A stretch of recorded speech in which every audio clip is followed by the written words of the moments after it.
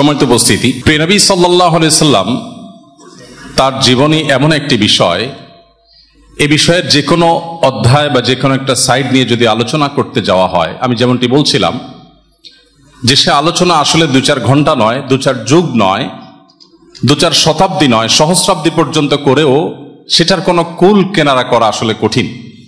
বিশেষ করে সিরাতে যারা অবগাহন করেছেন, সিরাত পাঠ যারা করেছেন, নবী সাল্লাল্লাহু আলাইহি সাল্লামের জীবনী সম্পর্কে পড়ার অভ্যাস যাদের আছে, তারা খুব ভালো করে বলতে পারবেন যে তার জীবনীর একেবারে ক্ষুদ্রাতি ক্ষুদ্র বিষয়, ছোট ছোট যে সমস্ত বিষয়গুলো আছে সেগুলো নিয়েও যদি আমরা আলোকপাত করি, সেগুলো যদি আমরা তুলে ধরার চেষ্টা করি, তাহলে আমাদের সময় ফুরিয়ে যাবে, কিন্তু তার জীবনের সে সমস্ত দিক, সে সমস্ত আলো গ্রহণ করা আমাদের শেষ হবে না।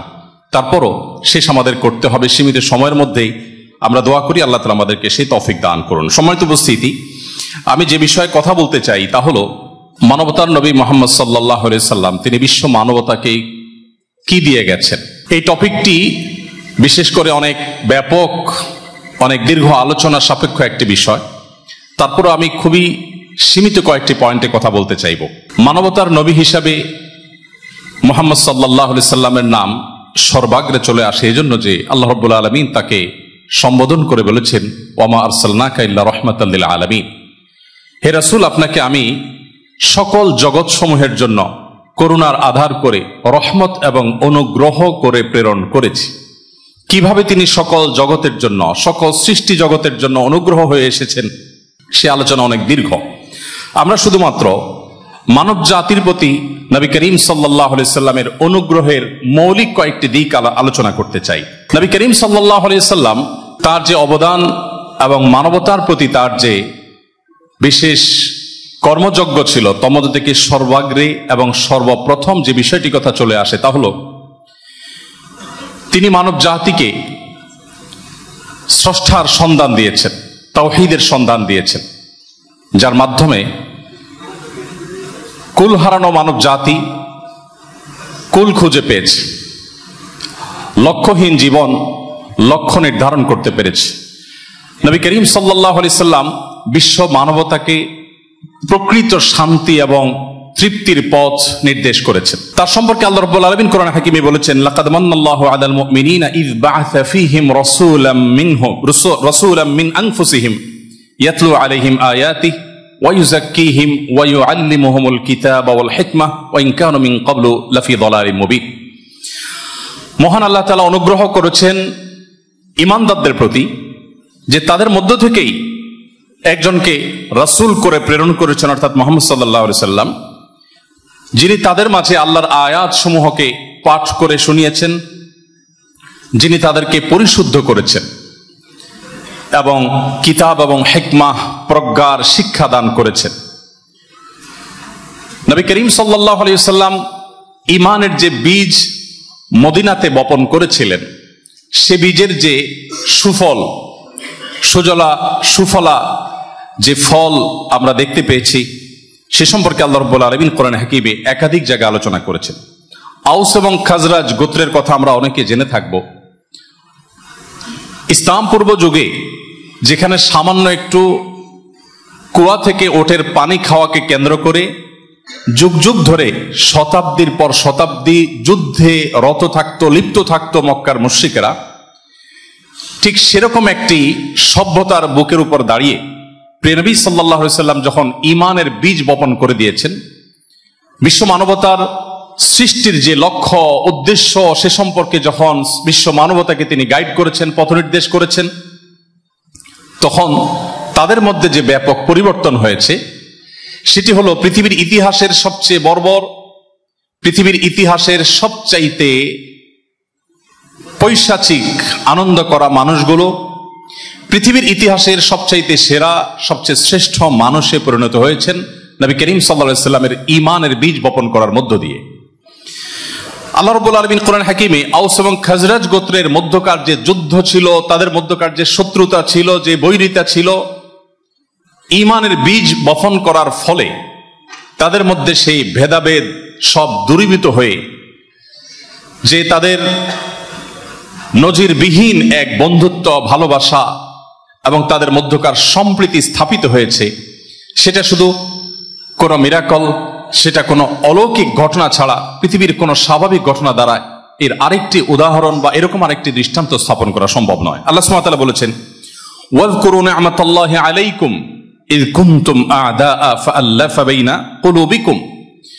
তোমরা সেই সময়ের কথা স্মরণ করো যখন তোমরা পরস্পরের প্রতি শত্রু ভাবাপন্ন ছিলে, তোমাদের মধ্যকার যুদ্ধ বিগ্রহ লেগেছিল যুগ যুগ ধরে, চিরশত্রুর অবস্থানে তোমরা ছিলে। ফাআল্লাফা বাইনা কুলুবিকুম, তোমাদেরকে আল্লাহ রাব্বুল আলামিন তোমাদের মধ্যে অন্তরগুলোকে এক করে দিলেন। তোমরা ঐক্যবদ্ধ হতে পারলে তোমাদের মধ্যকার সম্প্রীতি এবং ভালোবাসার বন্ধনটা সুদৃঢ় হলো। আল্লাহ সুবহানাহু ওয়া তাআলা সেটি করলেন।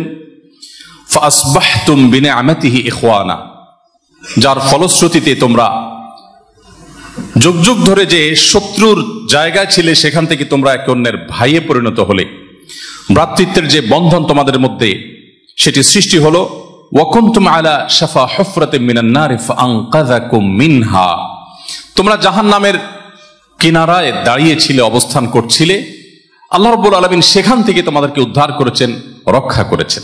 সময়ত উপস্থিতি, মানবতার নবী মুহাম্মদ সাল্লাল্লাহু আলাইহি সাল্লাম মানুষকে আল্লাহর দিশা, আল্লাহর সন্ধান, সৃষ্টিকে তার শেকড়ের সন্ধান দেওয়ার ফলে মানবতার মধ্যে যে প্রশান্তি এসেছে, মানবতা যে হেদায়েত লাভ করেছে, অনন্ত অসীম কালের যে জগৎ সম্পর্কে তিনি সন্ধান দিয়েছেন, সেখানকার কল্যাণ অকল্যাণের পথ বাতলে দিয়েছেন, এটি ছিল মহানবী হযরত মুহাম্মদ সাল্লাল্লাহু আলাইহি সাল্লামের মানব জাতির প্রতি যত অবদান রেখেছেন তার মধ্যে সবচেয়ে বড় এবং সবচেয়ে প্রধান অবদান। আজ তার সেই অবদান যদি বিশ্ববাসীর প্রতি না থাকতো, তো সেই মক্কা নগরী থেকে, মদিনা থেকে, হাজার হাজার মাইল দূরে থেকে আমরা দ্বীনের দিশা পেতাম না। গোটা বিশ্বের মানুষকে সঠিক পথের পথনির্দেশ করবার জন্য তার সারা জীবনকে তিনি উৎসর্গ করেছেন।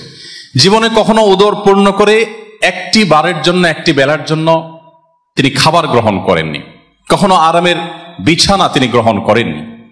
যখন তার পদতলে একের পর এক সাম্রাজ্য আসছিল, একের পর এক অঞ্চল যখন তার কাছে নত হয়ে আসছিল, তার অধীনে আসছিল, তারপরও তিনি তার সেই স্বাভাবিক জীবন যাপন থেকে এক চুলও নড়লেন না। বিশ্ব মানবতাকে মুক্তির পথ দেখাবার জন্য সারা জীবন তিনি কাজ করেছেন সাল্লাল্লাহু আলাইহি ওয়াসাল্লাম। সম্মানিত উপস্থিতি,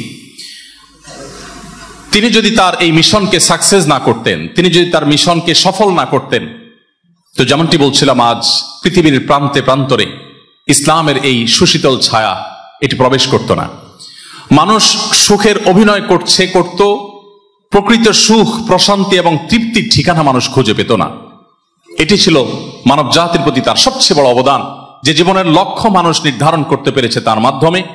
সৃষ্টি তার স্রষ্টাকে খুঁজে পেয়েছে, মানুষ তার গন্তব্য নির্ধারণ করতে পেরেছে, মানুষ প্রকৃত সুখ এবং প্রশান্তির ঠিকানা খুঁজে পেয়েছে সাল্লাল্লাহু আলাইহি ওয়াসাল্লাম। মানুষের জীবনের সবচেয়ে গুরুত্বপূর্ণ দুটি চাহিদা থাকে, তার একটি হলো বেঁচে থাকার তার যে অধিকার সেটি, আরেকটি হলো তার সম্পদ আহরণ করবার যে অধিকার সেটি। বিদায় হজের ঐতিহাসিক যে ভাষণ, তার সবচেয়ে গুরুত্বপূর্ণ অংশটি আমাদের অনেকের নিশ্চয় মনে আছে। নবী করিম সাল্লাল্লাহু আলাইহি ওয়াসাল্লাম সেদিন বলেছিলেন, ইন্না দিমাআকুম ওয়া আমওয়ালাকুম আলাইকুম হারাম কাহুরমাতি ইয়াউমিকুম হাযা ফি বালাদিকুম হাযা ফি শাহরিকুম হাযা। আজকের এই দিনটি, অর্থাৎ জুমার দিন, আরাফাত দিনটি যেরকম সম্মানিত, আজকের এই জায়গাটি, যে জায়গায় দাঁড়িয়ে আমি কথা বলছি তার কথা তিনি বলছিলেন, সেই আরাফাতের ময়দান যেরকম সম্মানিত, জিলহজ মাস যেরকম বছরের সম্মানিত 4টি মাসের মধ্যে থেকে একটি সম্মানিত মাস, এই সময়, এই দিন, এই মাস এবং এই জায়গার মতোই তোমাদের পরস্পরের জীবন এবং সম্পদ এবং তোমাদের সম্ভ্রম আল্লাহর কাছে সম্মানিত। কোনো মানুষের জীবন হানি করা, কোনো মানুষের সম্পদ হানি করা, কারোর সম্ভ্রম এবং সম্মান হানি করা চলবে না। নবী করিম সাল্লাল্লাহু আলাইহি সাল্লাম ঐতিহাসিক এই ঘোষণার মধ্য দিয়ে গোটা পৃথিবীর মানুষের জীবনের নিরাপত্তার দেয়াকে সবচেয়ে গুরুত্বপূর্ণ বিষয় হিসেবে আখ্যায়িত করেছেন। নবী করিম সাল্লাল্লাহু আলাইহি সাল্লাম কিভাবে মানুষের জীবন যাতে কোনোভাবে নষ্ট না হয়, অন্যায়ভাবে কোনো মানুষ যাতে খুনের শিকার না হয়, তার জন্য তার যে আল্লাহর পক্ষ থেকে আনিত শরিয়া ছিল, সে শরিয়াতে ঐতিহাসিক কিসাসের বিধান দেয়া হয়েছে। আল্লাহ রাব্বুল আলামিন কোরআনে কারিমে কিসাসকে স্পষ্টভাবে ব্যক্ত করেছেন, যেটি আমাদের জন্য হায়াত। কিসাসের মধ্যে আমাদের জন্য জীবন রয়েছে। আল্লাহ রাব্বুল আলামিন বলেছেন সেখানে আস-সিন্নু বিস-সিন ওয়াল জুরুহা কিসাস। ইসলামী শরিয়াতে, ইসলামের বিচার ব্যবস্থায় মুহাম্মদ সাল্লাল্লাহু আলাইহি সাল্লামের যে জীবন দর্শন, সেখানে কোনো মানুষকে খুন করলে তার শাস্তি স্বরূপ, কিসাস স্বরূপ, ন্যায় বিচার স্বরূপ তাকেও একইভাবে মৃত্যুদণ্ডে দণ্ডিত করতে হবে। কোনো মানুষের যদি অঙ্গহানি করে, কেউ যদি কারো কোনোভাবে ক্ষতবিক্ষত করে, তো যেই অঙ্গ সে হানি করেছে তাকে ঠিক সেই অঙ্গহানি করার মধ্য দিয়ে ইনসাফ এবং ন্যায় বিচার প্রতিষ্ঠা করতে হবে। কিসাসের এই সুমহান বিধান দিয়ে নবী করিম সাল্লাল্লাহু আলাইহি ওয়াসাল্লাম বিশ্ব মানবতার বেঁচে থাকার অধিকারকে নিশ্চিত করবার প্রয়াস চালিয়েছেন। সম্মানিত উপস্থিতি, আজ গোটা পৃথিবীতে মুসলমানদেরকে এমনভাবে উপস্থাপন করা হয় যেন আতঙ্কের অপর নাম মুসলমানরা। অথচ গোটা পৃথিবীর যেদিকে আপনি তাকাবেন, যেখানে নির্যাতন এবং নিষ্পেষণ দেখবেন, সেখানে দেখবেন নির্যাতনের তলে অবস্থান করছে মুসলিমরা। আপনি ভারতের কাশ্মীরে তাকান, আপনি ইরাকের বাগদাদ কিংবা আশপাশের শহরগুলো তাকান, আপনি সিরিয়ার দিকে তাকান, কিংবা আপনি আফগানিস্তান যে দীর্ঘদিন সাফার করেছে সেই দৃশ্যের দিকে তাকান, অথবা আপনি যদি আফ্রিকার নির্যাতিত বিভিন্ন অঞ্চলগুলোর দিকে তাকান, কিংবা আপনি যদি মানবতার সবচেয়ে বড় লজ্জার জায়গা ফিলিস্তিনের মাজলুম মানুষদের প্রতি যে নিষ্পেষণ চলছে সেদিকে তাকান, আপনি দেখতে পাবেন শুধুমাত্র মাজলুমের জায়গায় মুসলমানরা অবস্থান করছে, আর জালিমের জায়গায় সেই মানুষগুলো অবস্থান করছে যারা মুসলমানদেরকে বারবার সন্ত্রাসবাদী হিসেবে আখ্যায়িত করার মিথ্যা প্রচেষ্টা চালায়। মানবতার নবী মুহাম্মদ সাল্লাল্লাহু আলাইহি সাল্লাম মানুষের বেঁচে থাকার অধিকারকে এমন ভাবে প্রতিষ্ঠা করে গেছেন, তার সমাজে মুসলিম তো বটে, অন্য ধর্মাবলম্বী কোন মানুষের উপরে অন্যায়ভাবে যদি কেউ আঘাত করে, কেউ যদি অন্যায়ভাবে অন্য ধর্মাবলম্বী শান্তিপূর্ণভাবে সহাবস্থান যে করছে এরকম কোন মুসলিমের প্রতি অন্যায় আচরণ করে, তার জীবনহানি করে, নবী করিম সাল্লাল্লাহু আলাইহি সাল্লাম তার জান্নাতের গ্রাণ পর্যন্ত পাবে না, সেই ঐতিহাসিক সতর্কবাণী তিনি করেছেন। সম্মানিত ভাইরা, তিনি সেই মানুষ যিনি মদিনায় আসার পর মদিনার ইহুদিদের সাথে ঐতিহাসিক মদিনা সনদ চুক্তি করার মধ্য দিয়ে তাদেরকে শান্তিপূর্ণভাবে মদিনায় বসবাস করার অধিকার নিশ্চিত করেছেন। তিনি সেই মানুষ যিনি মক্কা বিজয়ের পর যে মানুষগুলো সবচেয়ে বেশি গাদ্দারি করেছিল, যে মানুষগুলো তাকে সবচেয়ে বেশি আঘাত করেছিল, যে মানুষগুলো তার অনুসারীদের প্রতি সবচেয়ে বেশি জুলুম করেছিল, নিষ্পেষণ চালিয়েছিল, তাদের মাতৃভূমি থেকে তাদেরকে বের করে দিয়েছিল, মানবতার নবী সেই মানুষগুলোর একজনকেও বলেননি যে আজ তোমরা ইসলামে প্রবেশ করলে নিরাপদ থাকবে। তিনি কাউকে তাদের ধর্ম ত্যাগ করতে বাধ্য করেননি, তাদের প্রত্যেককে তার ধর্মীয় স্বাধীনতা পরিপূর্ণভাবে দিয়ে তাদের বেঁচে থাকার অধিকারকে নিশ্চিত করে বলেছিলেন, ইযহাবু ফাআনতুমুত তুলাকা, যাও আজ তোমাদের সবাইকে মুক্ত ঘোষণা করা হলো, তোমাদের সমস্ত অন্যায় মাফ করা হলো এবং তোমরা সবাই স্বাধীনভাবে মুক্তভাবে নিরাপদে মক্কার অলিতে গলিতে, রাস্তাঘাটে, বাজারে, বন্দরে এবং মক্কার হারাম শরীফে তোমরা বিচরণ করতে পারবে। কোন মানুষ নবী করিম সাল্লাল্লাহু আলাইহি সাল্লামের কোন সাহাবী নবী সাল্লাল্লাহু আলাইহি সাল্লামের এই ঐতিহাসিক ঘোষণার পর মক্কার কোন মুশরিকের প্রতি অন্যায়ভাবে তার দিকে চোখ তুলে তাকিয়েছে বা তাকে আঘাত করেছে বা তাকে জবরদস্তি করেছে ইসলামে প্রবেশ করবার জন্য, এরকম কোন দৃষ্টান্ত মুসলিম ঐতিহাসিকগণ তো বটেই, অমুসলিম কোন ঐতিহাসিকও তাদের কোন বই পুস্তকে বিন্দুমাত্র উল্লেখ করার সুযোগ পায়নি। সম্মানিত উপস্থিতি, আমরা সেই নবীর উম্মত যিনি আমাদেরকে সে আদর্শ শিক্ষা দিয়ে গেছেন, যে আদর্শ মানুষের বেঁচে থাকার অধিকারকে নিশ্চিত করবার জন্য সম্ভাব্য সকল উপায়, সকল পন্থা অবলম্বন করতে বলেছে। আপনারা জানেন, এই ভারতবর্ষ দীর্ঘ সময় ধরে মুসলিম শাসকরা শাসন করেছেন। তাদের শাসনের কেন্দ্রবিন্দু যে দিল্লি ছিল, অবাক করা বিষয় হলো তাদের মধ্যে বহু ভুল ত্রুটি নিশ্চয়ই ছিল, তাদের নিশ্চয়ই অনেক সমালোচনার জায়গা ছিল, সেগুলো আপন জায়গায় মেনেও আমরা একটি বাস্তবতাকে অস্বীকার করতে পারবো না যে ভারতবর্ষের সবচেয়ে বেশি, বিশেষ করে আমাদের এই অঞ্চলে সবচেয়ে বেশি সংখ্যক মানুষ ইসলাম গ্রহণ করেছে আমাদের এই বাংলাদেশের এই অঞ্চলটাতে। অথচ তখনকার মুসলিম শাসকরা যদি জবরদস্তি মানুষকে ইসলামে দাখিল করার চেষ্টা করতেন, তাহলে দিল্লিতে সবচেয়ে বেশি মুসলমান হওয়ার কথা ছিল। কিন্তু দিল্লির মানুষরা বেশি ইসলাম গ্রহণ করেনি, যতটা এই অঞ্চলে মানুষরা ইসলাম গ্রহণ করেছে, অথচ এই অঞ্চল মোগল সম্রাটদের সাম্রাজ্যের কেন্দ্রবিন্দু বা রাজধানী ছিল না। যে জায়গাটা তাদের সাম্রাজ্যের কেন্দ্রবিন্দু ছিল, তাদের রাজধানী ছিল, যেখান থেকে তারা শাসন কার্য পরিচালনা করতেন, সেখানকার মানুষদের ধর্মীয় স্বাধীনতা এতটাই দেওয়া হয়েছে যে সেখানকার মানুষ যার যার ধর্ম তিনি পালন করতে পেরেছেন। আমরা সেই নবীর অনুসারী, আমরা সেই নবীর উম্মত যে নবী মানুষের বেঁচে থাকার অধিকার, তার ধর্ম গ্রহণ করবার অধিকারে কাউকে হস্তক্ষেপ করবার কোনো সুযোগ, কোনো অধিকার দেননি। সময়ত উপস্থিতি, আজ পৃথিবীতে যারা আমাদেরকে সন্ত্রাসবাদী হিসাবে আখ্যায়িত করে, যারা ইসলামকে, শরিয়াকে, মুহাম্মদ সাল্লাল্লাহু আলাইহি সাল্লামকে, তার জীবন দর্শনকে আতঙ্কের অপর নাম হিসাবে চিত্রায়িত করার অপচেষ্টায় লিপ্ত, তাদের আমলনামা আমার চাইতে বোধ করি আপনারা অনেক ভালো জানেন। শুধু প্রথম এবং দ্বিতীয় বিশ্বযুদ্ধে 100 মিলিয়নের মতো মানুষ তারা হত্যা করেছে। তাদের সে টার্গেট পূরণ করবার জন্য 100 মিলিয়নের মতো মানুষ শুধু প্রথম এবং দ্বিতীয় বিশ্বযুদ্ধে তারা হত্যা করেছে, মানুষের জীবন দিতে হয়েছে। ফরাসি বিপ্লবে এরকম হাজার হাজার অগণিত মানুষকে জীবন দিতে হয়েছে। এভাবে এক একটি যুদ্ধ, আপনি বর্তমান যে সমস্ত যুদ্ধগুলো চলছে, আপনি আফগান যুদ্ধের কথা বলেন, ইরাক যুদ্ধের কথা বলেন, সিরিয়া যুদ্ধের কথা বলেন, এক একটা যুদ্ধে, ফিলিস্তিন যুদ্ধের কথা যদি আপনি বলেন, এই যুদ্ধ শুরু থেকে আজ পর্যন্ত হাজার হাজার লাখো লাখো বনি আদমকে তারা হত্যা করেছে। আর এর বিপরীতে মুহাম্মদ সাল্লাল্লাহু আলাইহি সাল্লাম তার জীবন দর্শনকে, তার আদর্শকে, ইসলামকে পৃথিবীতে সমুন্নত করবার জন্য, প্রতিষ্ঠিত করবার জন্য, ইসলামকে বিজয়ী করবার জন্য, ইসলামকে ঘরে ঘরে পৌঁছে দেওয়ার জন্য, মানবতাকে মুক্তির পথ দেখাবার জন্য তার যে সংগ্রাম ছিল, সেই সংগ্রামী জীবনে, তার সামগ্রিক জীবনে সর্বসাকুল্যে তিনি সশরীরে অংশগ্রহণ করেছেন মাত্র 27টি যুদ্ধে। এবং সেই 27টি যুদ্ধে যত মানুষ মারা গেছেন, মুসলিমদের, এমনকি মুসলিমদের যারা শত্রুপক্ষ ছিল তাদের উভয়ের মধ্যে সর্বসাকুল্যে নিহত মানুষের সংখ্যা ছিল 27টি যুদ্ধে, তার দীর্ঘ 63 বছরের জীবনে সব মিলিয়েছিল মাত্র 1018 জন মানুষ। আপনি চিন্তা করুন, আজকাল একটা ইউনিয়ন দখল করতে গিয়ে, একটা দেশ দখল করতে গিয়ে, বা একটা অঞ্চল দখল করতে গিয়ে হাজার হাজার মানুষকে জীবন দিতে হয়।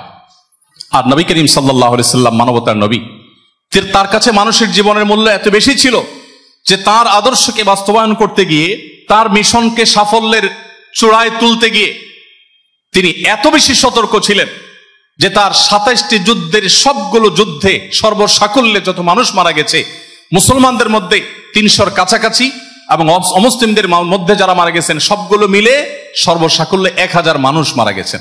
এবং এই 1000 মানুষের মধ্যে 600 ইহুদি, তারা গাদ্দারি করার কারণে, তারা বিশ্বাসঘাতকতা করবার কারণে শাস্তি স্বরূপ তাদের মৃত্যুদণ্ড হয়েছে। বাকি যে মাত্র 400 মানুষ, এই 400 মানুষ মুসলিম অমুসলিম মিলিয়ে, মক্কার মুশরিক এবং মদিনার বেদুইনরা এবং যত নবী সাল্লাল্লাহু আলাইহি সাল্লামের সাথে যুদ্ধে রত শক্তিগুলো ছিল, সবগুলো মিলে মাত্র 400 মানুষ যুদ্ধক্ষেত্রে মারা গেছে।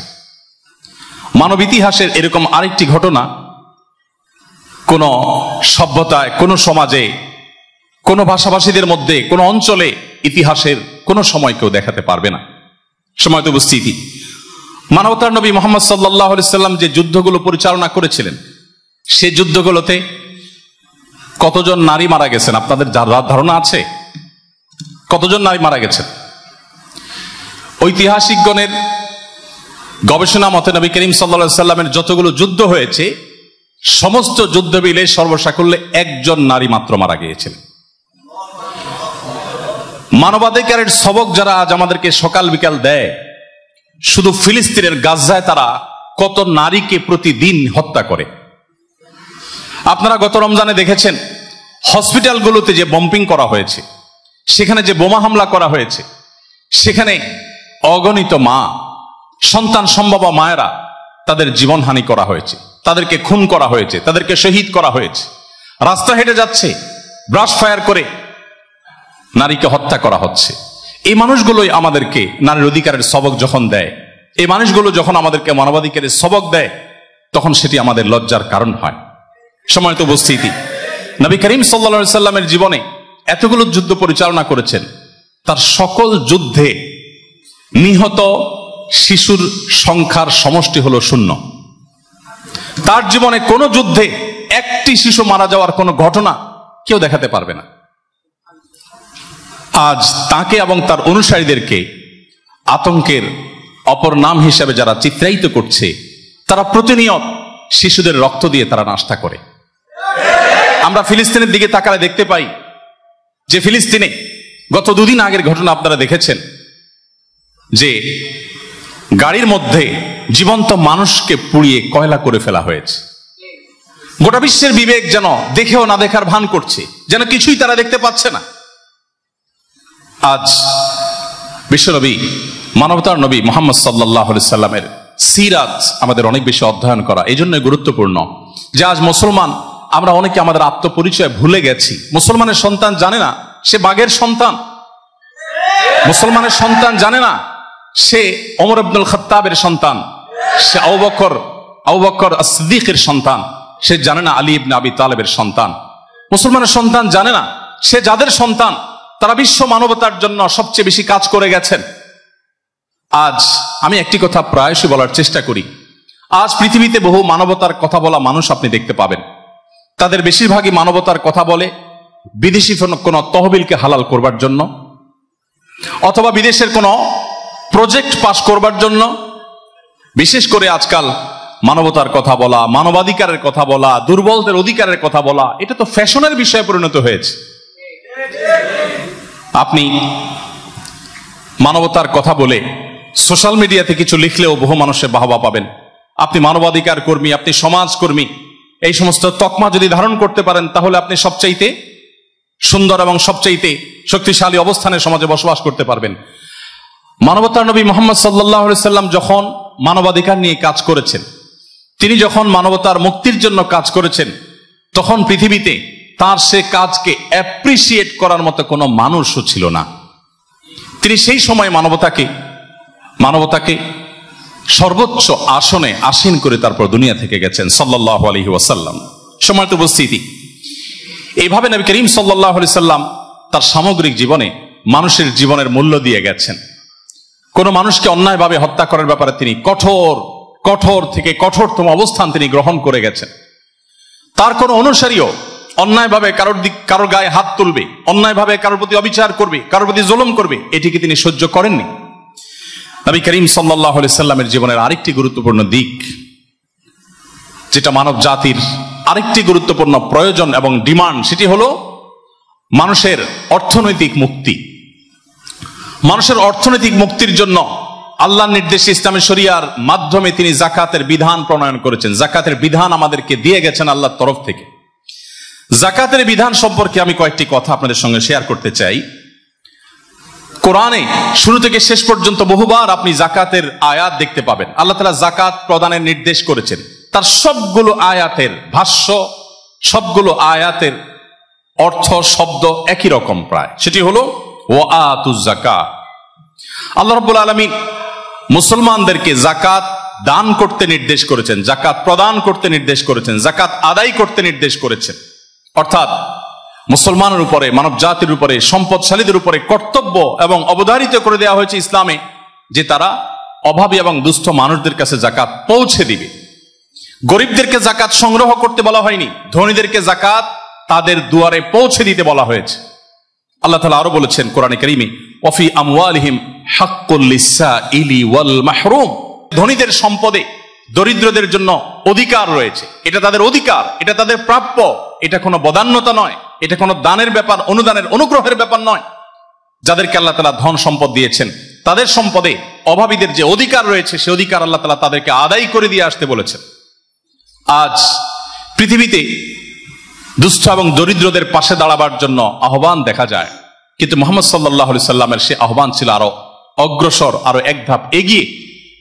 তিনি দুস্থদের পাশে দাঁড়াবার এই বিষয়টিকে ধনীদের কর্তব্য করে দিয়েছেন, ধনীদের উপরে অপরিহার্য করে দিয়েছেন, ফরজ করে দিয়েছেন। ওমর রাদিয়াল্লাহু তাআলা আনহুর শাসন আমলে যাকাত ব্যবস্থাপনা এত চমৎকার ভাবে তিনি করেছিলেন, যে মক্কার মানুষেরা, যে মদিনার মানুষেরা, যে মধ্যপ্রাচ্যের তখনকার মানুষেরা সামান্য একটু খাবারের জন্য হাহাকার করতে হতো তাদের, কোন এক সিজনে তাদের যদি মদিনাতে খেজুরের চাষাবাদ না হতো তাহলে বছর জুড়ে তাদেরকে দুর্ভিক্ষের সাথে লড়তে হতো। সেই মদিনায়, সেই মধ্যপ্রাচ্যে ওমর রাদিয়াল্লাহু তাআলা আনহু যখন খলিফা হিসেবে দায়িত্ব বুঝে নিয়েছেন এবং যাকাতের যখন সুষম এবং সুষ্ঠু বন্টন তিনি প্রতিষ্ঠা করতে পেরেছিলেন, সামান্য কিছুদিনের মধ্যে ঐতিহাসিকগণ তাদের অমর গ্রন্থ যারাই লিখেছেন তারা তুলে এনেছেন যে তার শাসন আমলে মক্কাতে, মদিনাতে, এমনকি আশেপাশের শহরগুলোতে গরিব অভাবী মানুষ যিনি যাকাত গ্রহণ করবেন সেরকম মানুষ একটা সময় খুঁজে পাওয়া যেত না। এবং নিরুপায় হয়ে তখনকার খেলাফত রাষ্ট্র যাকাতের অর্থ আফ্রিকার বিভিন্ন অভাবী অঞ্চলে পাঠিয়ে দিত, সেখানকার মানুষদের মধ্যে যাকাতের টাকা ব্যয় করা হতো। অবাক করা বিষয় হলো, এটি 1400 বছর আগের বাস্তবতা হলেও আজকের এরকম বাস্তবতা আমাদের সামনে আছে। মধ্যপ্রাচ্যের একটি দেশ কুয়েত, শুধু কুয়েতের যে যাকাতের অর্থ, এটি দিয়ে এখনো আফ্রিকার অনেকগুলো দেশের অর্থনীতি পরিপূর্ণভাবে সচল থাকে এবং অনেকগুলো আফ্রিকান দেশের অর্থনীতির পুরো চাকা দাঁড়িয়ে আছে, পুরো অর্থনীতি দাঁড়িয়ে আছে কুয়েতের মানুষদের যাকাতের অর্থের উপরে। মহানবী হযরত মুহাম্মদ সাল্লাল্লাহু আলাইহি সাল্লাম, মানবতার নবী মুহাম্মদ সাল্লাল্লাহু আলাইহি সাল্লাম, তিনি যে যাকাত ব্যবস্থাপনা আল্লাহর নির্দেশে পৃথিবীতে চালু করে গেছেন, শুধু এই ব্যবস্থাপনার মাধ্যমে আজ এই প্রায় 1450 বছর ধরে পৃথিবীতে কত বিলিয়ন মানুষের অভাব দূর করতে ভূমিকা পালন করেছে, পৃথিবীতে তার কি কি প্রভাব পড়েছে, কত পরিমাণ অর্থ দুস্থরা পেয়েছেন শুধুমাত্র যাকাত ব্যবস্থাপনার মাধ্যমে, তার সবটুকুন অবদান মানবতার নবী মুহাম্মদ সাল্লাল্লাহু আলাইহি সাল্লামের। সম্মানিত উপস্থিতি, নবী করিম সাল্লাল্লাহু আলাইহি সাল্লামের যে যাকাতের নির্দেশ, এটি আমাদের এই প্রিয় মাতৃভূমি বাংলাদেশে যদি যথাযথভাবে প্রাতিষ্ঠানিকভাবে বাস্তবায়ন করার উদ্যোগ নেওয়া হয় তাহলে কি হতে পারে, এই সম্পর্কে যুক্তরাষ্ট্রের নিউ অরলিন্স বিশ্ববিদ্যালয়ের একজন অধ্যাপক ডক্টর কবির হোসেনের একটি গবেষণা, তার একটা সমীক্ষা তিনি চালিয়েছিলেন 2005 সনে। সেখানে তিনি দেখাবার চেষ্টা করেছেন যে বাংলাদেশে যাকাত সংগ্রহের যে সম্ভাব্যতা, এটা কোন পর্যায়ে গিয়ে ঠেকতে পারে। সেক্ষেত্রে তিনি 2001 সালে বাংলাদেশে যে পরিমাণ যাকাত কালেকশন হতে পারে সেটার উপরে তিনি সমীক্ষা চালিয়ে তার গবেষণার ফলাফল স্বরূপ তিনি উল্লেখ করেছিলেন যে 2001 সালে শুধুমাত্র বাংলাদেশে 30,000 কোটি টাকা যাকাত সংগ্রহ করা যেত। এবং একই গবেষণা, একই সমীক্ষা তিনি চালিয়েছিলেন 2022 সনে আবার। 2001 থেকে 22 সনের এই দীর্ঘ ব্যবধানের পর তিনি 22 সনে আবার জরিপ চালিয়েছেন এবং সমীক্ষা চালিয়েছেন।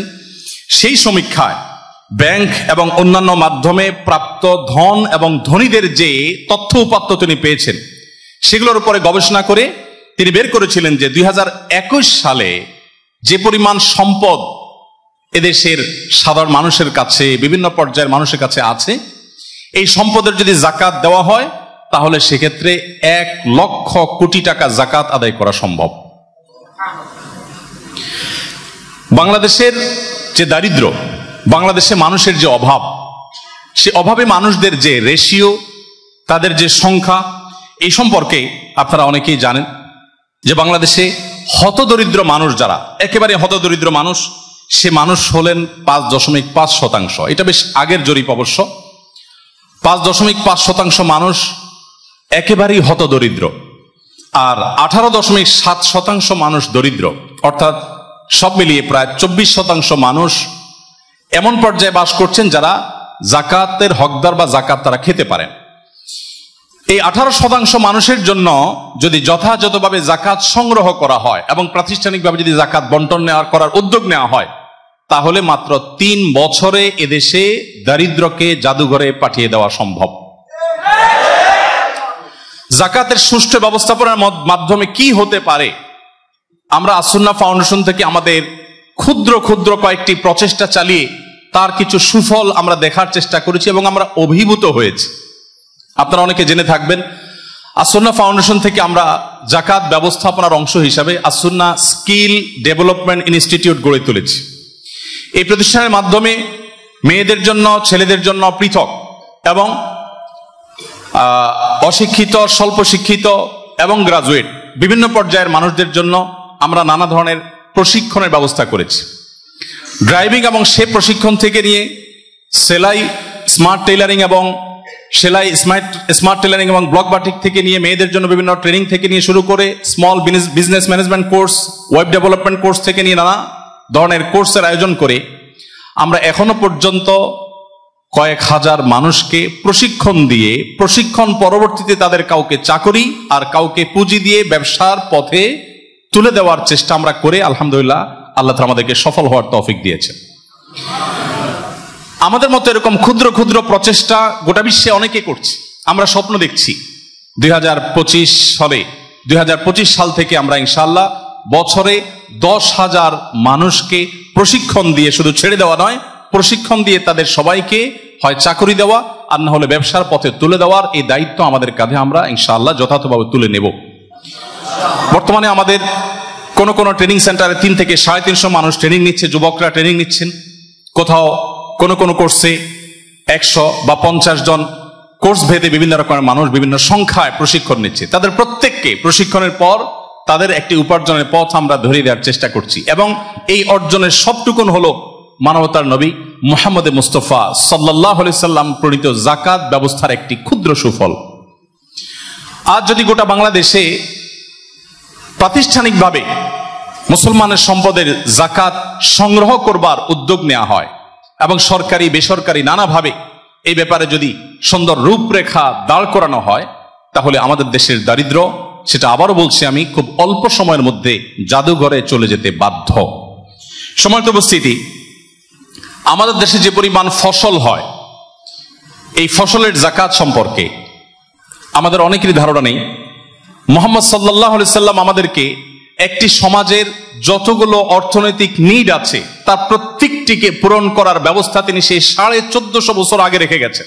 তার যে জীবন দর্শন, সেখানে যাকাত যেরকম রয়েছে সম্পদের, একইভাবে রয়েছে খাদ্যের অভাব এবং গরিবদের খাদ্যের ঘাটতি পূরণ করবার জন্য ফসলের যাকাত বা ওসরের ব্যবস্থাপনা। এই ফসলের যাকাত সম্পর্কে বাংলাদেশের একজন সাবেক সচিব জনাব AZM শামসুল আলম সাহেব রহিমাহুল্লাহ তাআলা একজন গবেষক ছিলেন, একসময় ইসলামী ফাউন্ডেশনের মহাপরিচালক ছিলেন। তার একটা আর্টিকেল দৈনিক নয়াদিগন্তে বেশ অনেক আগে প্রকাশিত হয়েছিল। বাংলাদেশে যে সমস্ত ফসল উৎপাদন হয়, এখান থেকে যদি ওসর সংগ্রহের উদ্যোগ নেওয়া হয় এবং সেটাকে যদি বন্টন করার প্রাতিষ্ঠানিক যথাযথ উদ্যোগ গ্রহণ করা হয়, কি হতে পারে তার ফলাফল, তিনি সেটা দেখাবার চেষ্টা করেছেন। তিনি লিখেছেন তখনকার কথা যে স্বাভাবিকভাবে আমাদের দেশে যদি চাষাবাদ হয়, স্বাভাবিকভাবে যদি ফসল উৎপাদন হয়, তাহলে 4 কোটি মেট্রিক টন ফসল আমাদের দেশে উৎপাদন হয়। এই 4 কোটি মেট্রিক টন ফসলের বেশিরভাগ ফসলই উৎপাদন হয় ধনীদের, অর্থাৎ যাদের অনেক বেশি জমিন আছে, এগুলো তাদেরই ফসল।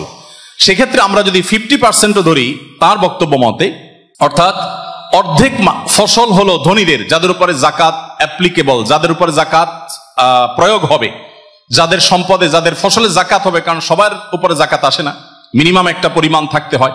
অনেক ইমামগণ 25 মণ বলেছেন, কেউ 16 মণ, কেউ 18 মণ বলেছেন। যাই হোক, তো সেটা যদি প্রয়োগ করা হয়, তার গবেষণা মতে তাতে 2 লক্ষ মেট্রিক টন খাবারের যাকাত, ফসলের যাকাত আমাদের সমাজে আসে। 2 লক্ষ মেট্রিক টনের যাকাত যদি 20 ভাগের 1 ভাগও আসে, অর্থাৎ যাকাতের সর্বনিম্ন যেটা, সেটাও যদি ধার্য করা হয়, তাহলে সেক্ষেত্রে আমাদের যাকাত ওসর অর্থাৎ ফসলের যাকাত হিসাবে 10 লক্ষ মেট্রিক টন খাবার শুধু গরিব এবং দুস্থদেরকে দেওয়া যায়, যার মধ্য দিয়ে গরিব এবং অভাবীদের খাদ্যের যে অভাব আছে এটা পরিপূর্ণভাবে পূরণ করা সম্ভব। সম্মানিত ভাইরা, আল্লাহ নবী মুহাম্মদ সাল্লাল্লাহু আলাইহি ওয়াসাল্লাম সাধারণত তাকে নিয়ে আলোচনা করলে আমরা সাধারণত তাকে একজন ধর্ম প্রবর্তক, আমরা তাকে একজন ধার্মিক মানুষের একেবারে চূড়ান্ত রূপ হিসাবে তাকে আমরা দেখি। সন্দেহ নাই সেই রূপ তার ছিল, কিন্তু এর বাইরেও তিনি যে সমাজের প্রতিটি জটিল থেকে জটিলতর সমস্যার সবচেয়ে সহজতর সমাধান এবং সবচেয়ে বাস্তবমুখী সমাধান দিয়ে গেছেন, এবং শুধুমাত্র কোনো তত্ত্ব দিয়ে তিনি ক্ষান্ত হননি, তার প্রতিটি তত্ত্বের বাস্তবায়ন তিনি নিজে করে দেখিয়ে গেছেন। এর উজ্জ্বল উদাহরণ তিনি একমাত্র, নিজের উদাহরণ নিজেই, তার উদাহরণ পৃথিবীতে আর কোনো মানুষকে আপনি দেখাতে পারবেন না। সম্মানিত উপস্থিতি, আমরা সেই নবী মুহাম্মদ সাল্লাল্লাহু আলাইহি সাল্লামের অনুসারী হিসেবে আমাদের উচিত আজ তাকে বারবার পাঠ করা, পুনর্পাঠ করা। আমি একটি কথা বারবার বলার চেষ্টা করি সিরাতের আয়োজনগুলোতে, যে নবীর সমগ্র জীবন ছিল দুঃখ এবং দুর্দশায় ভরা, যিনি পৃথিবীর আলো দেখবার আগেই তার বাবাকে হারিয়েছেন, মাতৃগর্ভে থাকা অবস্থায় তার বাবা দুনিয়া থেকে চলে গেছেন, দুনিয়ার আলো দেখতে না দেখতেই নিজের মমতাময়ী মাকে হারিয়েছেন, মায়ের বুকের দুধটুকু পান করবার ফুরসত সুযোগটি যিনি পান নাই, শৈশবে তার যখন একমাত্র আশ্রয়দাতা, একমাত্র অভিভাবক যখন দাদা আব্দুল মোত্তালেব, শৈশব পার হওয়ার আগেই সেই দাদার ছায়াকেও তিনি হারিয়েছেন। তার জীবনের সবচেয়ে কঠিনতম সময়ে যখন তার বাহিরের সম্বল ছিলেন চাচা আবু তালেব, আর ঘরের ভেতরের তার সবচেয়ে বড় সান্ত্বনা ছিলেন স্ত্রী খাদিজা রাদিয়াল্লাহু তাআলা আনহা, একই সময় আল্লাহ তাআলা তাদের উভয়ের ছায়াকে তার উপর থেকে তুলে নিয়ে গেলেন। একের পর এক পায়ের নিচ থেকে মাটি সরে যেতে লাগলো। এরপর শুরু হলো নির্যাতন এবং জুলুমের স্টিম রোলার। মক্কার মানুষদের সেই নিষ্পেষণ, সেই নির্যাতন এমন পর্যায়ে পৌঁছেছে যে নিজের মাতৃভূমি ছেড়ে তাকে চলে যেতে হয়েছে। মদিনায় গিয়ে একটু শান্তিতে বসবাস করবেন, একটু নিশ্চিন্তে ঘুমোবেন, সেই সুযোগ তাকে দেওয়া হয়নি। তার উপরে আরোপ করে দেওয়া হয়েছিল, চাপিয়ে দেওয়া হয়েছিল একের পর এক বদর, উহুদ, খন্দক, তাবুক, একের পর এক যুদ্ধ, একের পর এক আগ্রাসন, একের পর এক জুলুম এবং নিষ্পেষণ। আবার অপর দিক থেকে লেলিয়ে দেওয়া হয়েছিল ভেতরের শত্রু ইহুদিদেরকে, মুনাফিকদেরকে, বেদুইনদেরকে। তার জীবনে সম্ভবত একটি রাতও এমন কাটেনি যে নিশ্চিন্তে তিনি ঘুমোতে পেরেছেন। একজন মানুষের জীবনে যখন এত বাধা, এত বিপত্তি, এত বাধার পাহাড় চতুর্দিকে, হাজারো বাধার পাহাড়, হাজারো বাধার প্রাচীর, এটাকে ডিঙ্গিয়ে মদিনায় মাত্র 10 বছরের সময়, যেখানে প্রতিটা মুহূর্ত তাকে যুদ্ধ এবং সংগ্রাম এর মোকাবেলা করে টিকে থাকতে হয়েছে, এর মাধ্যমেও তিনি তার মিশনকে, ইসলামকে অর্ধ পৃথিবীতে প্রতিষ্ঠা করার সূচনা করে, তার মিশনকে সবচেয়ে সফল করে, সবচেয়ে সাকসেস করে এবং সাফল্যের সর্বোচ্চ চূড়ায় রেখে তারপর তিনি দুনিয়া থেকে গেছেন। এমন একজন সফল মানুষ, তার জীবনী মুসলিম তো বটেই, সত্যানুসন্ধানে যে কোনো অমুসলিম যুবক বা যে কোনো বয়সের মানুষের জীবনে একবার হলেও পাঠ করা উচিত বলে আমি মনে করি। সম্মানিত উপস্থিতি, সেজন্য আজকের আয়োজনে আমি আপনাদেরকে বিনীতভাবে আহ্বান করতে চাই, আমরা এখানে যারা আছি সবাই মুসলমানের সন্তান। আমাদের এই নবীর জীবন, যার পুরো জীবনটাই মিরাকলে ভরা, কিভাবে সম্ভব? এত সংগ্রামের মধ্যে টিকে থাকা, বেঁচে থাকাই যেখানে দায়, সেখানে তার মিশনকে তিনি সবচেয়ে স্বল্পতম সময়ে সবচেয়ে কঠিন ভাবে সাকসেস করে রেখে গেছেন। আজও পৃথিবীতে তার মতো এরকম জনপ্রিয় আরেকজন মানুষ আমরা দেখাতে পারবো না। 1450 বছর অতিবাহিত হওয়ার পরও যিনি এখনো প্রাসঙ্গিক পৃথিবীর প্রতিটি অলিতে গলিতে, তার নামে নাম করা মানুষের সংখ্যা পৃথিবীতে যত, আরেকজন মানুষ পাওয়া যাবে না যে তার নামে এত মানুষকে মানুষ নামকরণ করে। তাকে কেউ কটু কথা বললে এখনো পৃথিবীর প্রতিটা প্রান্তে প্রান্তে লক্ষ কোটি মানুষের হৃদয় যেভাবে রক্তক্ষরণ হয়, আজ থেকে মাত্র 200-400 বছর আগে রাজত্ব করা মহা জনপ্রিয় মানুষদের 14 গোষ্ঠী ধরে কেউ গালিগালাজ করলেও বিন্দু মাত্র কারোর সেখানে কোনো কষ্ট অনুভব হয় না।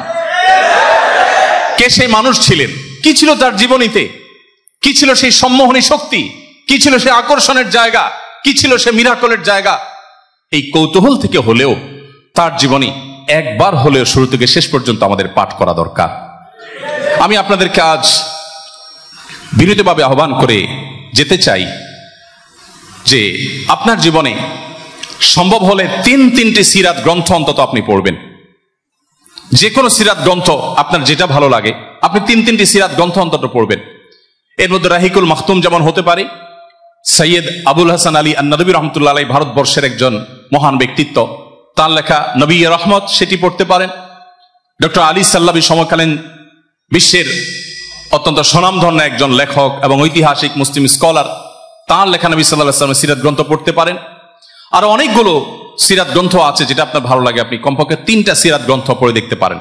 আর যদি সেটা সম্ভব না হয়, কমপক্ষে একটি সিরাত গ্রন্থ শুরু থেকে শেষ পর্যন্ত যদি আপনি পড়ে দেখেন, আমি আপনাকে আল্লাহর উপর ভরসা রেখে নিশ্চয়তা দিতে পারি আপনার ঈমানের মিটার এমন পর্যায়ে চলে যাবে যে আপনি কল্পনাও করতে পারবেন না যে ঈমানদার হিসেবে আপনি কোন লেভেলে পৌঁছে গেছেন।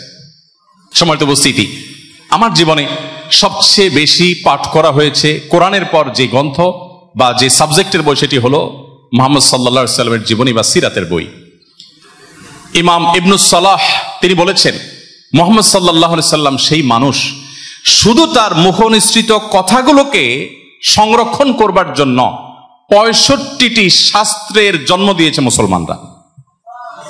65টি বই না, 65টা সাবজেক্ট, 65টা শাস্ত্রকে মুসলমানরা প্রণয়ন করেছেন শুধুমাত্র মুহাম্মদ সাল্লাল্লাহু আলাইহি সাল্লামের মুখ থেকে যে কথাগুলো বের হয়েছে সেই কথাগুলোকে ভেরিফাইড করে, সেগুলোকে চেক করে, সেগুলোকে সকল ভুলভাল থেকে মুক্ত করবার জন্য 65টি শাস্ত্র রচিত হয়েছে। কেন জানবেন আপনি মুহাম্মদ সাল্লাল্লাহু আলাইহি সাল্লামকে? সে প্রশ্নের উত্তর আরো অনেকগুলো পয়েন্টের মধ্যে দিয়ে হয়তো দেওয়া যাবে। আমার হাতে সময় নেই, আমি এখানে শেষ করছি এবং সেই সাথে আপনাদের কাছে আশাবাদ ব্যক্ত করছি যে আপনারা প্রিয় নবী সাল্লাল্লাহু আলাইহি সাল্লামের জীবনকে পাঠ এবং পুনর্পাঠ করবেন, বারবার পাঠ করবেন। আল্লাহ তাআলা আমাদের সবাইকে নবী করিম সাল্লাল্লাহু আলাইহি সাল্লামের জীবনকে জেনে আমাদের জীবনকে আলোকিত করার তৌফিক দান করুন। বিশ্ব মানবতাকে মুক্তির পথে আনতে হলে আজও মুহাম্মদ সাল্লাল্লাহু আলাইহি সাল্লামের জীবন দর্শনের বিকল্প কোনো জীবন দর্শন থাকতে পারে না, পারে না, পারে না। ধন্যবাদ সবাইকে। জাযাকুমুল্লাহু খাইরা। আসসালামু আলাইকুম ওয়া রাহমাতুল্লাহি ওয়া বারাকাতুহু।